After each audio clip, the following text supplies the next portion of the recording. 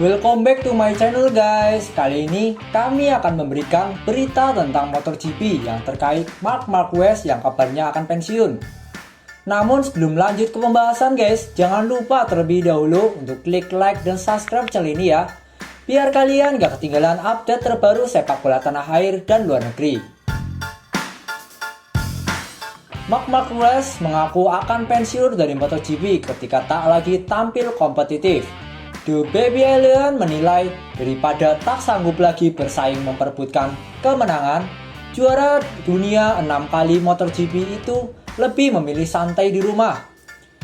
Ketika saya tidak merasa lagi mampu memenangkan balapan, bagi saya lebih baik di rumah saja karena saya di sini bertarung untuk mereka semua, kata Marc Marquez mengutip dari The Race.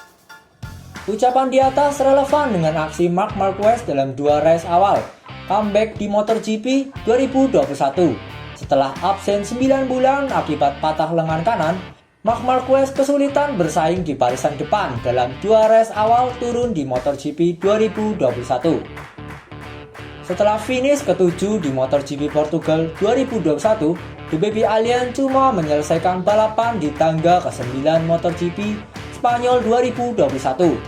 Sekarang yang jadi pertanyaan, sanggupkah Marc Marquez kembali ke performa terbaiknya?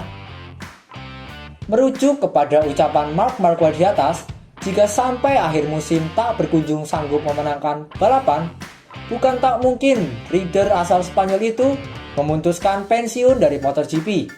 Setelah Marc Marquez pensiun, siapakah sosok yang dapat menggantikan figur juara 6 kali kelas MotoGP tersebut? Sepertinya kita harus bersabar sampai pembalap Moto3 Pedro Acosta promosi ke kelas MotoGP. Pedro Acosta tampil luar biasa di Moto3 2021. Dari 4 race awal, rider 16 tahun ini 3 kali menang. Sementara itu, di satu race lainnya Pedro Acosta finish di posisi kedua. Jika lancar, Pedro Acosta paling cepat tampil di MotoGP 2023. Akankah Pedro Acosta langsung menjadi juara, sekaligus merebut status juara dunia termuda 19 tahun di kelas Premier? Ulang itu ada, bahkan pujian sudah dilayangkan juara dunia 3 kali kelas MotoGP, Jorge Lorenzo. Jorge Lorenzo menilai Pedro Acosta lebih hebat ketimbang dirinya. Valentino Rossi, Casey Stoner, Dani Pedrosa, hingga Marc Marquez. Valentino Rossi yang dianggap banyak orang sebagai pembalap terbaik dalam sejarah balap motor hanya memenangkan 1 balapan pada debutnya pada 1996, ujar Lorenzo. Sebagaimana dikutip dari Tutto Motorreview. Saya, Casey Stoner, Dani Pedrosa, Marc Marquez tak bisa meraih satupun kemenangan. Lanjutnya, saat ini status juara MotoGP termuda dipegang Marc Marquez. Ketika menjuarai MotoGP 2013, usia Marc Marquez 20 tahun, 266 hari. Rekor Marc Marquez ini dalam ancaman Pedro Acosta yang bisa menjadi kampiun MotoGP di usia 19 tahun pada 2023. Oke guys, bagaimana komentar kalian menilik dari berita di atas?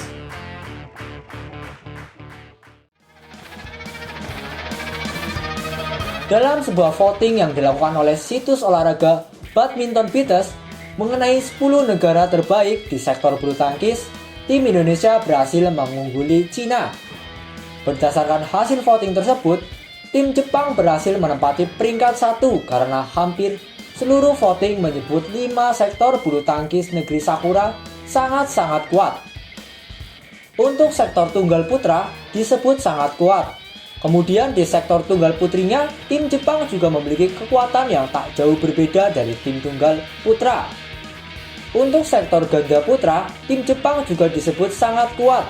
Sementara untuk ganda putri disebut sangat-sangat kuat, dan untuk sektor ganda campuran disebut cukup kuat. Sedangkan tim Indonesia yang berada di peringkat kedua disebut memiliki kekuatan yang baik di sektor ganda putra dan ganda campuran. Kemudian di peringkat kedua ada sektor tunggal putra. Tim Indonesia diklaim lebih baik daripada Cina.